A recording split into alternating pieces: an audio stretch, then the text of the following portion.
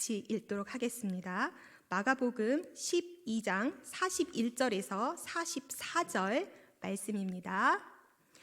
예수께서 헌금함을 대하여 앉으사 무리가 어떻게 헌금함에 돈 넣는가를 보실세. 여러 부자는 많이 넣는데 한 가난한 과부는 와서 2렙돈 곧 한 고드란트를 넣는지라. 예수께서 제자들을 불러다가 이르시되 내가 진실로 너희에게 이르노니 이 가난한 과부는 헌금함에 넣는 모든 사람보다 많이 넣었도다. 그들은 다 그 풍족한 중에서 넣었거니와 이 과부는 그 가난한 중에서 자기의 모든 소유 곧 생활비 전부를 넣었느니라 하시니라. 아멘. 저는 이 시기가 되면 생각나는 소설이 하나 있습니다. 오 헨리라는 작가가 쓴 크리스마스 선물이라는 단편 소설인데요. 원래 영어 원제로는 The Gift of Magi, 동방박사의 선물이라는 제목입니다. 그렇다면 오 헨리는 왜 그의 소설의 제목을 동방박사의 선물이라고 지었을까요? 이 소설에 등장하는 주인공 제임스와 델라는 가난했지만 서로 엄청 사랑했던 부부입니다. 그들은 크리스마스가 되어 서로에게 소중한 선물을 하고 싶었지만 가진 것이 넉넉치 않아 자신이 가지고 있는 가장 아끼는 것을 팔고자 합니다. 델라는 그녀의 가장 아름다운 긴 머리카락이 있었습니다. 그 머리카락을 팔아 제임스를 위해 시계줄을 삽니다. 제임스에게는 사실 할아버지 때부터 물려받았던 가보가 되는 시계가 있었기 때문이지요. 하지만 제임스는 그의 시계를 팔아 델라의 머리빗을 삽니다. 짧게 잘린 머리의 머리빗, 시계 없는 시계줄, 정말 우스꽝스러운 선물이 되어버린, 필요 없는 선물이 되어버린 이 선물들. 하지만 가장 감동적인 선물이라고 우리는 말할 수 있습니다. 그것은 그들의 선물 안에는 서로가 사랑하는 마음이 가득 들어있기 때문이지요. 예수님의 탄생을 예견하고 동방 박사들은 황금과 유황과 모략을 준비했습니다. 그들의 지혜로운 선물, 그 선물들과 비교해서 누가 제임스와 델라의 선물을 어리석은 선물이라고 말할 수 있겠습니까? 오늘 함께 나눌 말씀에서도 2렙돈을 가장 감동적인 선물로 드린 한 여인이 있었습니다. 그리고 그 여인을 칭찬하신 예수님의 이야기가 있습니다. 이 말씀을 통해서 저와 여러분이 예수님의 마음을 알고 우리에게 가장 원하시는 것이 무엇인지를 깨달아 주님을 감동시키는 결단이 있는 시간이 되기를 원합니다. 자, 우리 다시 한번 마가복음 본문 12장 41절과 42절을 읽어보겠습니다. 읽으시면서 예수님이 무엇을 하시고 어떤 것을 비교하셨는지 잘 생각하시면서 읽어보시기 바랍니다. 함께 읽겠습니다. 예수께서 헌금함을 대하여 앉으사 무리가 어떻게 헌금함에 돈 넣는가를 보실세. 여러 부자는 많이 넣는데 한 가난한 과부는 와서 2렙돈 곧 한 고드란트를 넣는지라. 아멘. 예수님은 무엇을 하고 계셨을까요? 그렇죠. 예수님은 보고 계셨습니다. 우리는 예수님이 보고 계신다는 것에 집중해야 합니다. 예수님은 우리가 헌금을 드릴 때 우리의 마음과 모습을 보고 계신다는 것이죠. 한 여인, 과부가 헌금을 드릴 때 예수님은 보셨습니다. 그리고 그 다음에 이어 많은 부자들은 많은 헌금을 드렸다. 한 과부는 2렙돈을 드렸다라고 말씀하십니다. 여기까지만 보면 예수님은 헌금의 액수를 비교하고 계신 것으로 보입니다. 사실 물질 만능주의 세상 속에서 살아가는 우리에게도 마찬가지지요. 누가 얼마를 헌금하였느냐, 그것이 우리에게도 중요한 관심거리일 것입니다. 그러나 보십시오. 여기에서 예수님이 보셨다라고 하는 데 쓰였던 보실세, 즉 원어로는 에데올레이라는 단어인데요. 이것은 단순히 겉모습을 본다는 의미가 아닙니다. 바로 속 깊이 이해하여 본다라는 의미를 가지고 있습니다. 같은 단어가 요한복음 4장 19절에 사마리아 여인의 고백 속에도 쓰이고 있습니다. 사마리아 여인은 이렇게 고백하죠. 주여, 내가 보니 당신은 선지자로소이다. 여기에서 보는 것, 이 보는 것은 겉모습을 보는 것이 아니라 영적인 통찰력을 가지고 영으로, 마음으로 깨달아 본다라는 것을 의미합니다. 그렇다면 예수님이 영적 통찰력을 가지고 이 과부를 보신 본질은 무엇이었을까요? 다음 구절에서 우리는 그것을 정확히 알 수 있습니다. 마가복음 12장 43절을 함께 읽겠습니다. 예수께서 제자들을 불러 이르시되 내가 진실로 너희에게 이르노니 이 가난한 과부는 헌금함에 넣는 모든 사람보다 많이 넣었도다. 아멘. 당시 여인의 뜰이라 불리는 성전 뜰에는 13개의 헌금함이 놓여 있었습니다. 예수님이 과부가 헌금을 드리는 것을 보셨던 것처럼 모든 사람들이 헌금을 드리는 모습은 노출되어 있었다라는 것이지요. 당시에 주로 부자들은 많은 양의 금, 은, 구리, 청동으로 만든 주화들을 헌금함에 쏟아 부었습니다. 음성 지원이 된다면 차르르 뭐 이런 느낌이겠죠. 네, 하지만 2렙돈을 드린 과부는 달그락 아주 작은 헌금을 드렸을 뿐입니다. 그런데 예수님은 이렇게 말씀하신 겁니다. 이 가난한 과부는 헌금함에 넣는 모든 사람보다 많이 넣었도다. 여기에서 우리가 먼저 집중해야 할 것은 가난한 과부라는 것입니다. 예수님은 영적 통찰력을 가지시고 그 여인의 형편을 꿰뚫어 보셨습니다.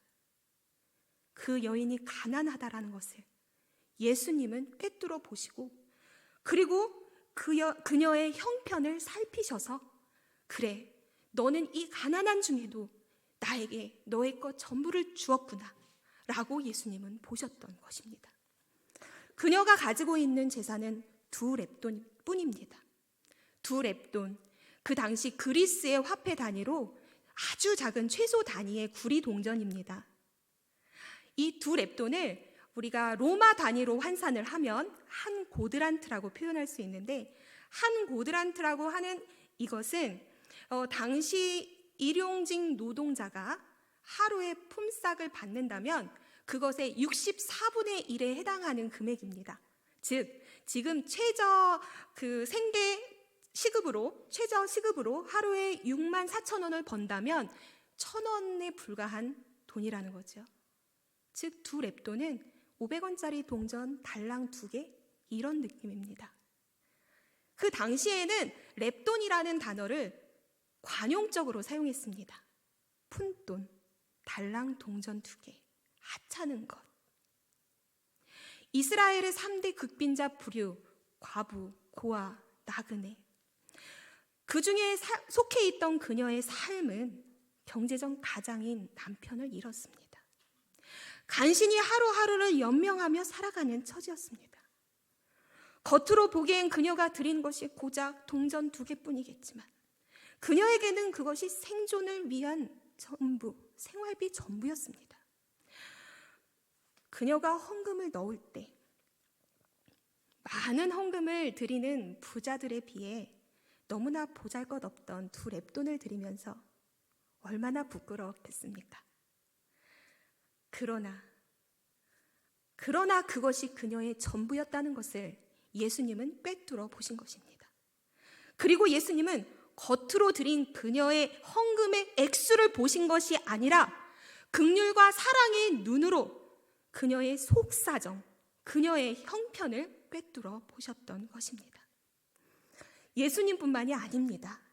구약시대의 하나님은 그의 백성을 얼마나 세심하게 형편을 살피시는 분이셨는지 아십니까?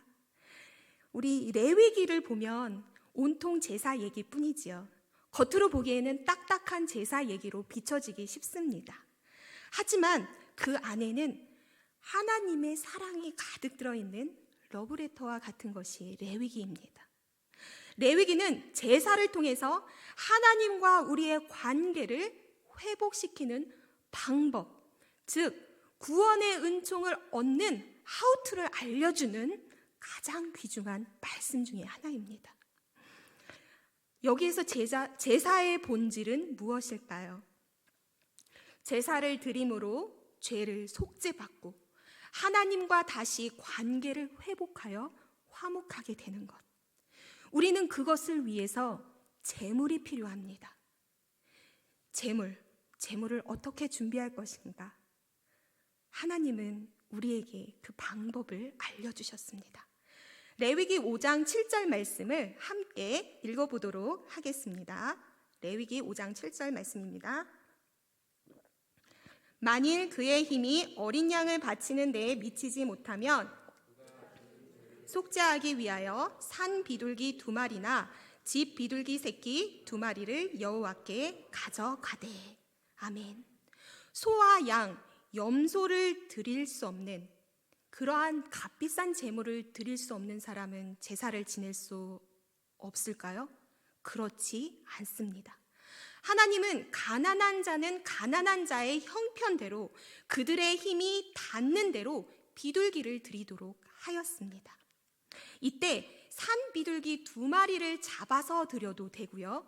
집 비둘기의 경우는 새끼를 2마리 드리라고 구체적으로 우리에게 알려주십니다. 왜 그럴까요? 집 비둘기의 경우에 왜 새끼를 드리라고 하셨을까요? 저는 곰곰이 묵상을 하면서 생각을 해봤습니다. 왜 새끼를 드리라고 하셨을까?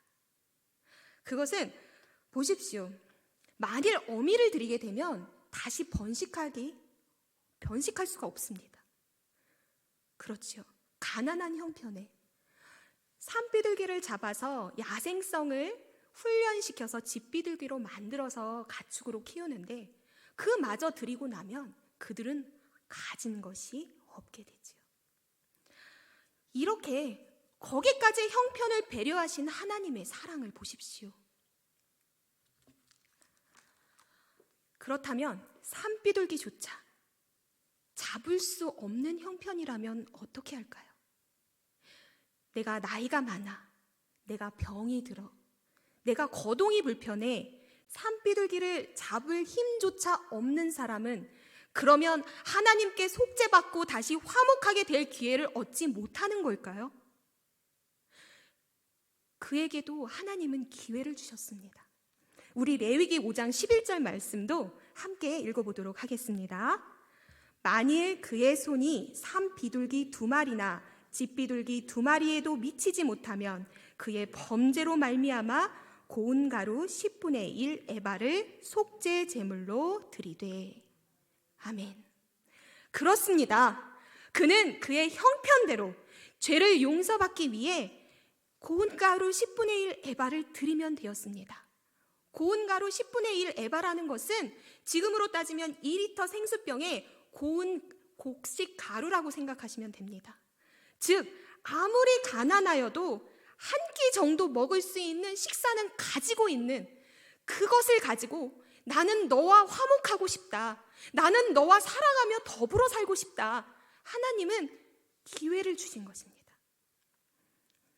죄를 용서받기 위한 속죄 제사뿐만이 아니라 감당 못할 서원제도 그런 것을 아십니까? 레위기 27장 8절 말씀도 함께 읽어보도록 하겠습니다. 서원자가 가난하여 내가 정한 값을 감당하지 못하겠으면 그를 제사장 앞으로 데리고 가서 제사장이 그 값을 정하되 그 서원자의 형편대로 값을 정할지니라. 아멘.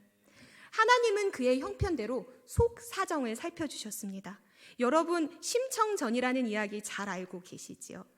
심청전에 나오는 신봉사는 공양미 300석이라는 잘못된 감당 안 되는 서원으로 인해서 자신의 딸을 임당수에 제물로 드리게 되죠.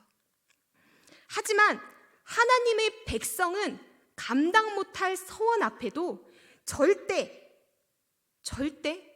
자신의 딸을 제물로 드리는 일 따위는 없습니다.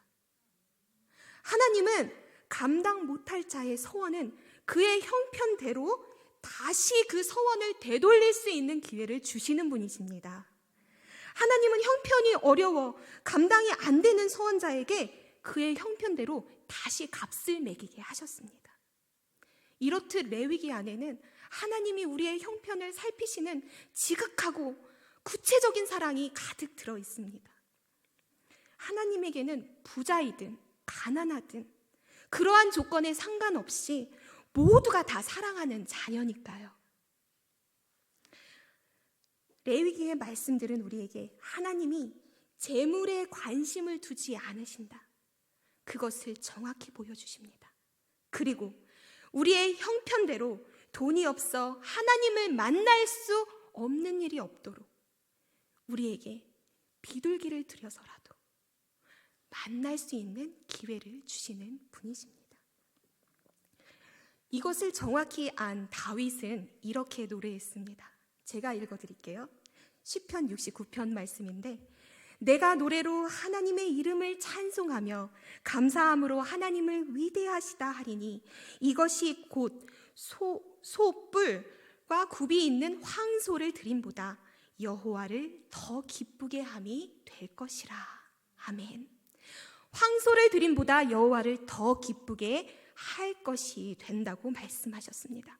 사실 이 찬양을 부른 다윗의 상황은 까닭없이 자신을 미워하는 자들이 자신의 머리털보다도 많았을 상황입니다.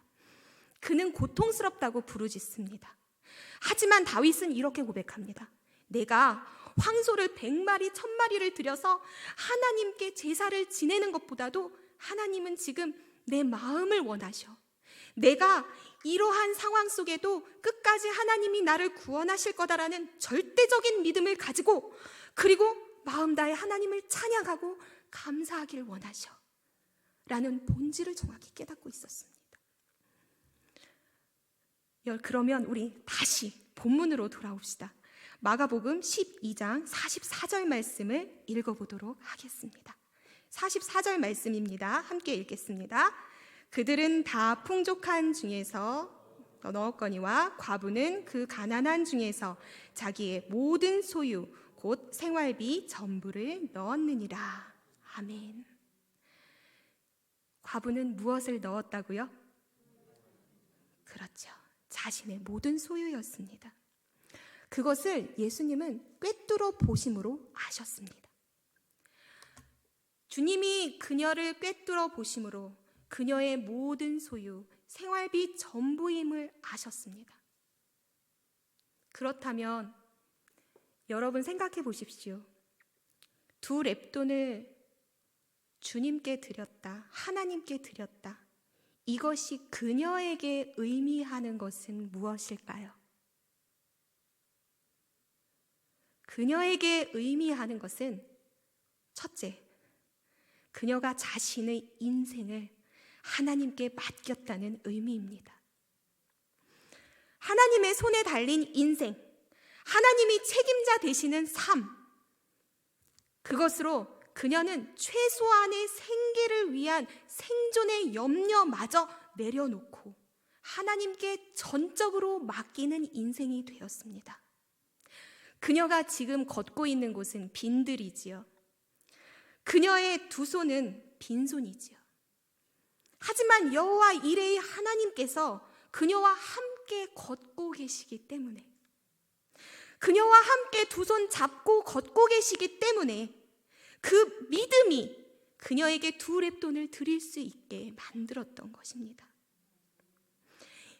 그녀에게는 그 마음이 있었겠죠. 모든 것의 주인 되는 가장 부유하신 하나님이 그녀의 삶을 함께 동행하신다는 믿음, 나의 필요를 채우실 거라는 믿음, 그 믿음이 있었던 것입니다. 그리고 그녀가 생활비 전부 드렸다는 그것은 그녀에게 어떤 의미를 또한 줄까요? 둘째, 그것은 그녀가 하나님께 드리는 것을 아끼지 않는 마음으로 드렸다라는 것을 의미합니다. 사실 우리 성경을 보면서 이 말씀을 들으면 더욱 좋을 텐데, 우리가 12장의 말씀을 보면 12장의 후반부에는 가장 큰 계명, 여호와를 사랑하고 이웃을 사랑하라는 가장 큰 계명이 나오고, 그 다음에 위선적인 서기관의 이야기가 나오고, 그 다음 과부의 이야기가 나옵니다. 왜 이렇게 성경이 위치되어 있을까요? 하나님을 사랑하라는 큰 계명을 지킨 이 두 렙돈을 드린 과부와 겉으로는 누구보다도 훌륭한 신앙을 가진 것 같이 보이나 그렇지 않은 위선적인 외식하는 서기관들을 비교한 것으로 우리는 이해할 수 있습니다. 마가복음 12장 30절에서 31절 말씀, 우리가 아주 좋아하는 말씀인데요. 함께 읽어보도록 하겠습니다. 함께 읽겠습니다. 내 마음을 다하고 목숨을 다하고 뜻을 다하고 힘을 다하여 주 너의 하나님을 사랑하라 하신 것이요. 네, 여기까지만 읽겠습니다. 네, 바로 그녀는 두 렙돈을 드림으로 하나님께 자신을 전부 드리는 사랑을 표현한 것입니다. 이 계명의 이야기를 하시고 예수님께서는 서기관들을 비판하셨지요. 마가복음 12장 38절에서 40절 말씀까지를 보면 이 외식하는 서기관들에 대한 이야기들이 나옵니다.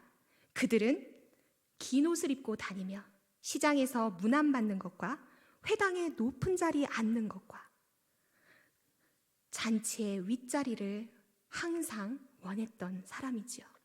그런데 거기에 과부라는 이야기가 나오며 이렇게 말합니다. 그들은 과부의 가산을 삼키며 외식으로 길게 기도하는 자니 그 받는 판결이 더욱 중하리라. 자, 누가 더 하나님을 진정으로 사랑하는 사람입니까?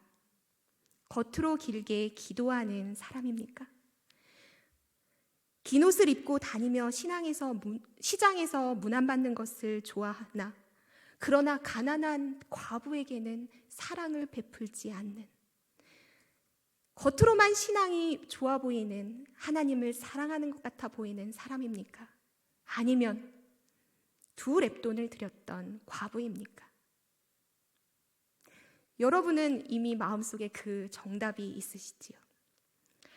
겉으로는 보기에 신앙이 좋아 보이는 자들, 그 자들을 향해 예수님은 너희들이 받을 심판이 무거울 것이다 라고 경고하고 계십니다.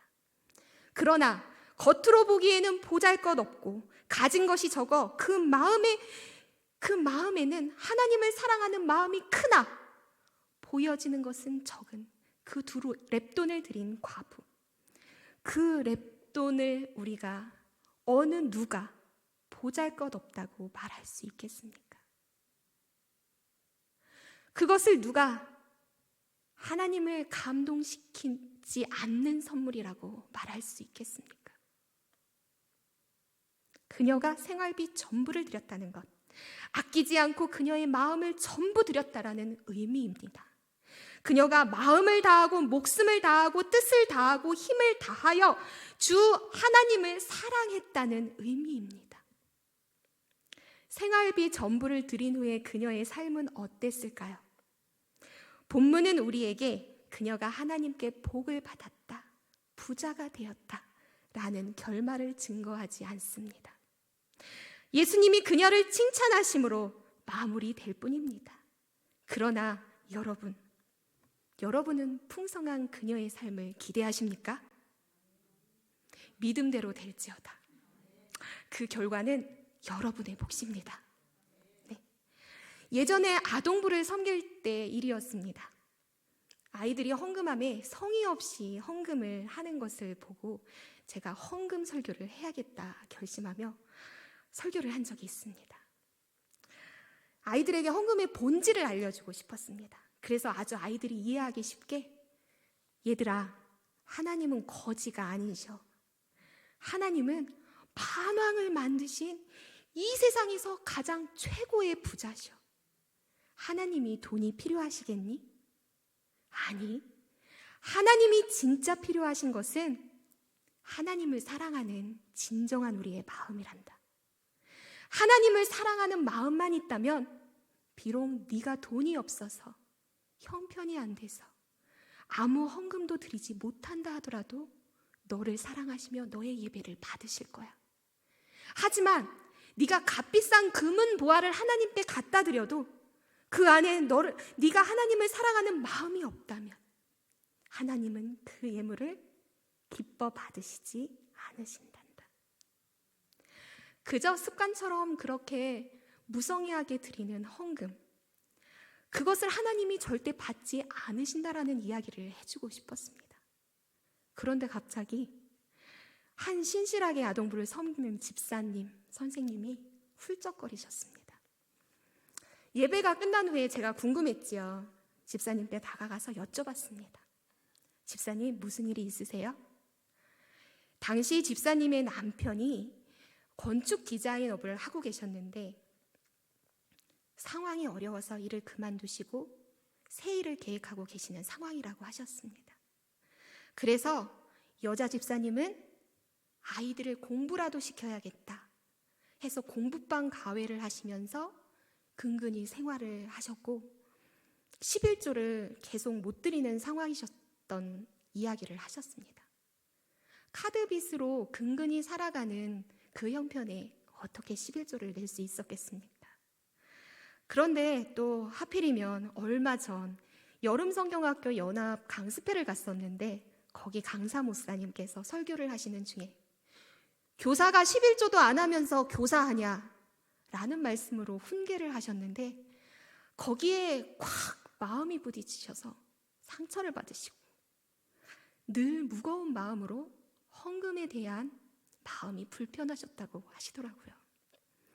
그러다가 이건 뭐 어른 기도회도 아니고 아이들 설교 시간이었는데 하나님께서 헌금을 드리지 못하는 어려운 형편이라도 네가 하나님을 사랑하면 예배를 받으신다라는 그 말이 하나님의 음성으로 들려 그만 눈물이 나셨다고 고백하셨습니다. 맞아요, 전도사님. 하나님은 내 마음, 내 형편 다 아시죠? 이렇게 말씀하시면서 새 일이 다시 잘 되어서 앞으로는 하나님께 더 넉넉하게 드릴 수 있는 가정이 될 수 있도록 기도해달라고 부탁하시더라고요. 이제 말씀을 마무리하고자 합니다. 마가복음 12장 33절 말씀 함께 읽겠습니다. 또 마음을 다하고 지혜를 다하고 힘을 다하여 하나님을 사랑하는 것과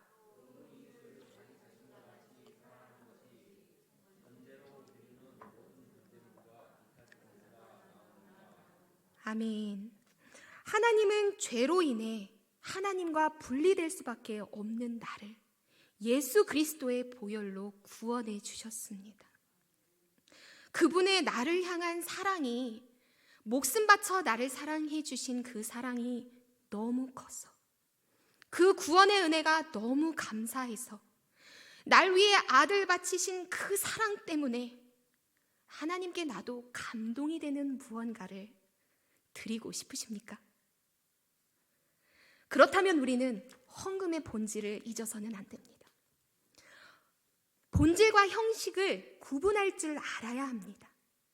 우리의 마음을 드리는 것이 본질이고 헌금은 그것을 표현하는 형식이라는 것입니다. 예수님이 관심 있으신 것은 오직 우리의 마음입니다. 그런데 아십니까? 그것은 80%도 90%도 심지어 99%도 안 되는 100%의 마음, 내 마음 전부를 하나님은 원하십니다. 그리고 그 마음으로 하나님을 순수하게 사랑하고 하나님도 나를 사랑하며 더불어 살아가기 원하십니다. 이제 2 렙돈을 드린 한 과부의 마음, 그 마음과 형편을 살펴주신 예수님 앞에서 자유합시다. 하나님을 기쁘시게 하는 헌금의 기준은 액수가 절대로 아닙니다. 하지만 이 말은 하나님께 인색해지는 것을 허용하는 것도 절대 아닙니다. 우리의 헌금이 가난하면 가난한 대로, 부유하면 부유한 대로 내 형편에 따라 하나님 사랑합니다 라는 진심된 고백과 함께 드려질 때, 아끼지 않는 마음으로 드려질 때 그것을 하나님이 가장 기뻐하시지 않으시겠습니까? 사랑하는 성도 여러분, 예수님은 많은 헌금을 자랑하듯 드리든 부자들의 헌금에 관심이 없으셨습니다. 길게 기도하는 신앙 좋다 칭찬받던 서기관들의 기도에도 관심이 없으셨습니다. 하나님을 감동시키는 헌금은 델라와 제임스가 서로 마음을 나눈 선물처럼, 그리고 가난한 과부가 드린 2렙돈처럼 순수하게 하나님을 사랑하는 마음입니다. 그리고 우리가 꼭 기억해야 할 것은 하나님께서 무엇보다도 우리의 속사정을 먼저 아시고 우리의 형편을 먼저 살피신다는 사실, 그 크신 하나님의 사랑을 절대 잊지 마십시오. 나보다 나의 형편을 더 미리 아시고 비록 지금 나의 손이 빈손이어도 여호와 이레로 채우실 하나님의 믿음으로 기대하며 감사하며 행복합시다. 우리가 내 형편을 먼저 아시는 주님께 간절히 나의 마음을 드릴 때 하나님과 나의 사랑은 어떠한 감동적인 이야기보다도 가장 감동적인 히즈 스토리가 될 것입니다. 함께 오늘 말씀 다짐하며 기도하겠습니다. 내 형편, 내 마음을 가장 잘 아시는 주님, 주를 사랑하는 마음을, 나의 마음을 주께서 아시나이다. 오늘 이 시간 2렙돈을 드린 여인의 마음처럼 나의 마음 100%를 온전히 주께 드리길 결단하오니 내 인생의 주인이 되어 주옵소서. 비록 우리의 형편이 주께 드릴 것이 적은 부끄러운 2손이라 할지라도 주께서 빈손을 채우실 넉넉한 은혜를 믿음으로 기대합니다. 가난할 때든 부유할 때든 주를 향한 나의 마음이 신실하게 최선이 되길 원하오니 우리의 부족한 믿음을 더하여 주옵소서. 하나님을 감동시키는 자가 내가 먼저 되길 결단하며 예수님 이름으로 기도합니다. 아멘.